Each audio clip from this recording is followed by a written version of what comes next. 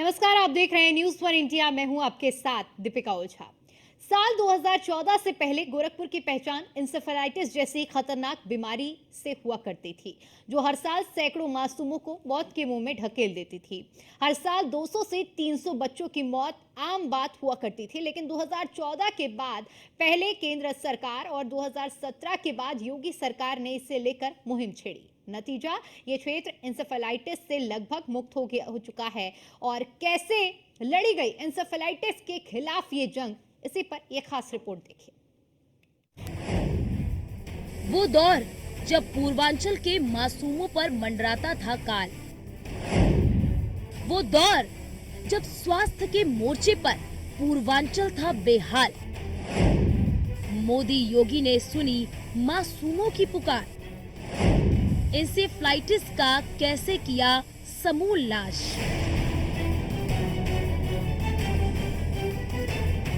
ये तस्वीरें पुरानी हैं, बीआरडी मेडिकल कॉलेज गोरखपुर की। एक बेड पर 3-3, 4-4 बच्चे बेसुध पड़े रहते थे। कोई ऐसा दिन नहीं होता था जब माताओं की चीखों से मेडिकल कॉलेज की दीवारें न थर्राती हो। हर साल सैकड़ों बच्चे मौत के मुंह में समा जाते थे और माता पिता बेबस होकर अपने कलेजे के टुकड़ों के लिए कुछ नहीं कर पाते थे। बतौर सांसद योगी आदित्यनाथ ने दर्जनों बार संसद में ये मुद्दा उठाया। तत्कालीन सरकारों की ओर से अभियान भी चलाए गए, मगर नहीं बदली तो ये तस्वीरें जो साल दर साल आती रही।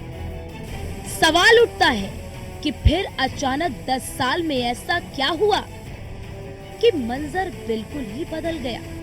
सुनिए गोरखपुर के ही डॉक्टरों से। धरातल पर बहुत असर है। आप खुद ये सोचिए, जैसे अमेरिका में ओबामा ने ओबामा केयर स्टार्ट किया था, आज वर्ल्ड की सबसे बड़ी सुरक्षा की गारंटी वो आयुष्मान योजना इंडिया में चल रही है, जिसके इतने लाभार्थी हैं, कई मतलब ऑलमोस्ट 40-50 करोड़ लाभार्थी हैं उसके, जिसका यूपी में तो बहुत ही व्यापक असर है, गोरखपुर में है बहुत अच्छा असर। जो लोग इलाज नहीं करा पाते थे, वो आज अफोर्डेबिलिटी है उनकी इलाज कराने की अच्छे हॉस्पिटल्स में।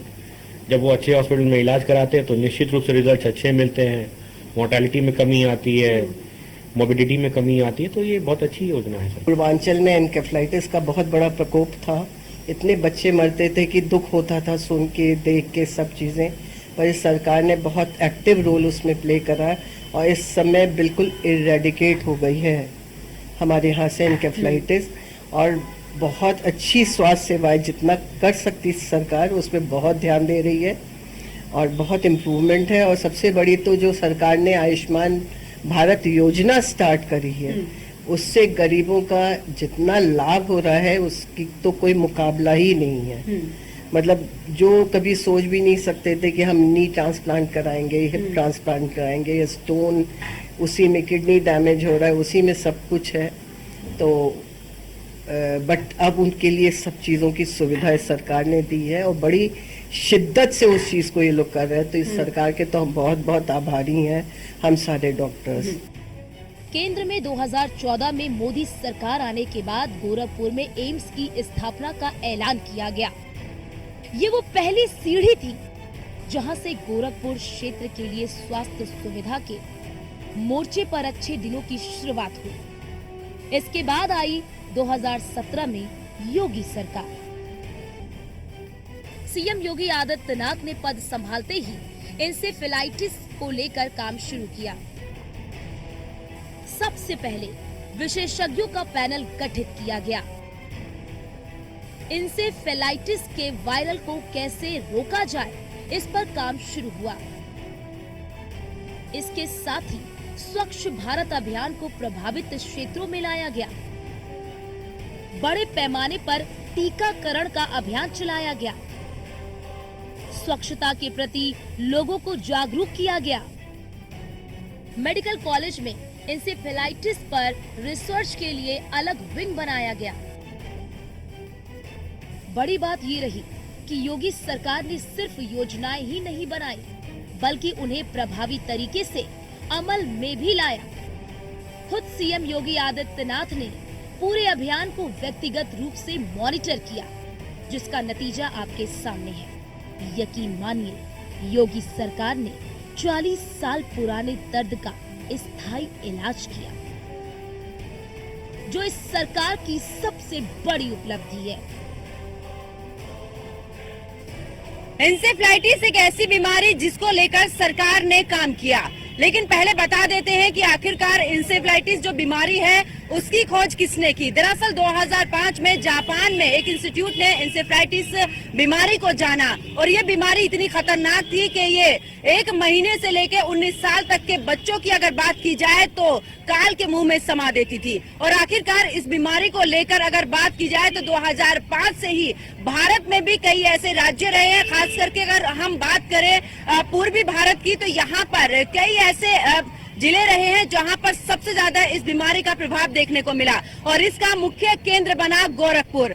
गोरखपुर में 2005 से ही लगातार अगर बात की जाए तो सड़क से लेकर संसद तक इस बीमारी को लेकर लगातार लड़ाई लड़ी गई। अगर इस बीमारी की बात करें तो इस दौरान गोरखपुर का बीआरडी मेडिकल कॉलेज एक ऐसा रहा जिसने इस बीमारी को लेकर पूरी तरीके से खात्मा करने की कोशिश की। और ऐसे में इस कॉलेज की अगर बात करें बीआरडी की, इसने कई ऐसे बच्चों को देखा जो कि इस बीमारी से ग्रस्त रहे, उनका इलाज भी किया, लेकिन कहीं ना कहीं लक्षण रह जाते थे। और इसको लेकर अगर बात की जाए उस समय पे मौजूदा सांसद योगी आदित्यनाथ की, तो उन्होंने भी इसको लेकर सड़क से लेकर सदन तक की लड़ाई जो है वो लड़ी है। साल 2014 का वो समय रहा जब मोदी सरकार बनी और इस दौरान उन्होंने इसको लेकर काम किया और साथ ही इस बीमारी को लेकर लड़ाई लड़ने की शुरुआत की। धीरे धीरे आगे बढ़ी ये बात और 2017 की बात की जाए तो गोरखपुर में विकास के कार्यों को छोड़कर मुख्यमंत्री जब बने योगी आदित्यनाथ, तो सबसे पहले उनका एक ही काम रहा कि इंसेफ्लाइटिस से किस तरीके से बच्चों को बचाया जा सके और इसी को लेकर उन्होंने काम किया। और आज के समय में अगर बात की जाए तो 0 हो चुकी है ये बीमारी, आज किसी भी बच्चे को ये बीमारी नहीं होती है। और इसी को लेकर हमारे सहयोगी हरेंद्र भी हमारे साथ में है, वो विस्तार पूर्वक बताएंगे कि आखिरकार इस बीमारी की शुरुआत किस तरीके से हुई और सरकार ने किस तरीके से काम किया है।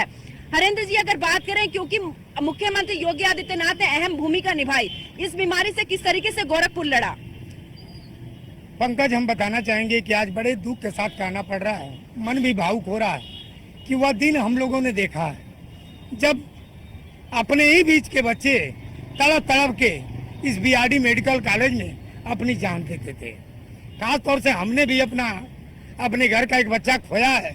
वह दिन देखा है कि जिस समय यहाँ पर आज तो गनीमत है, नहीं इस गेट पर लोग तड़पते और रोते लोग परिजन नजर आते थे, आज यह गेट भगवे रंग का है। क्यों है? क्योंकि जो इंसेफ्लाइटिस बीमारी थी, उस बीमारी से किस तरीके से निजात पाई जाए, उसको लेकर के उत्तर प्रदेश के मुख्यमंत्री योगी आदित्यनाथ सड़क से लेकर के सदन तक संघर्ष किया। यही बीआरडी मेडिकल कॉलेज है, वो भी एक जनमानस के नेता थे। यहाँ से पैदल वो कमिश्नरी तक, जहाँ से आप गाड़ी से आई हैं, पैदल वहाँ तक वो मार्च निकाला था और गोरखपुर सहित पूर्वांचल के बड़े पैमाने पर लोग हजारों की संख्या में उनके साथ उस यात्रा में शामिल हुए और धरने पर बैठे थे। क्योंकि उस समय दूसरा परिवेश था, दूसरी पार्टी की सरकार रही, इनकी बातों पर गौर नहीं करती थी। पंकज, आपको बता दें कि हमें बड़े दिल से दुख भी हो रहा है कि जब वो दिनों में हम लोग दूसरे नेताओं से पैरवी करते थे, कोई सुनने वाला नहीं होता था। मेडिकल कॉलेज में एकलौता ये पूर्वांचल का इंस्टीट्यूट था जहां पर बच्चों को किस तरीके से बचाया जाए उसके लिए शोध होता था। और चूंकि एक केंद्र बना था, आपको अगर बात किया जाए गोरखपुर जोन की, 11 जिले हैं। सबसे ज्यादा ग्रसित सिद्धार्थनगर, महाराजगंज, कुशीनगर था, तराई क्षेत्र था और उसमें गोरखपुर भी था। मासूम बच्चों की नाकों में नली पड़ना किस माँ बाप को, किस गांव के लोगों को अच्छा लगेगा? अगर उस बीमारी से ठीक भी हो जाते थे तो पंकज, आपको बता दें, आज भी अगर उस बीमारी से पीड़ित बच्चे होंगे तो मानसिक रोगी होंगे, विकलांगता के शिकार होंगे। वारे उत्तर प्रदेश के मुख्यमंत्री योगी आदित्यनाथ, आपने लड़ाई तो लड़ी और काफी हद तक आपने इस पर सुधार किया। आपको पता होगा 2017 में जब योगी की सरकार बनी थी तो सितंबर महीने में ऑक्सीजन के वजह से 18 से 19 बच्चों की जान गई थी। पूरा हड़कंप देश में मच गया था। उत्तर प्रदेश के मुख्यमंत्री एक योगी आदित्यनाथ तत्काल जैसे जानकारी मिली वह भागे भागे मेडिकल कॉलेज में आए और सुचारू रूप से व्यवस्था कराई। और जो दोषी थे, जो संस्थाएं दोषी थी, जो आपूर्ति करने वाले दोषी थे, उन्हें सलाखों के पीछे भेजा था। वही है बीआरडी मेडिकल कॉलेज है। तो सुना आपने आखिरकार किस तरीके से इंसेफ्लाइटिस से मुक्ति जो है वो पाई गई है और किस तरीके से सरकार ने काम किया है। कैमरामैन राज के साथ मेरे सहयोगी हरेंद्र दुबे और मैं पंकज यादव, न्यूज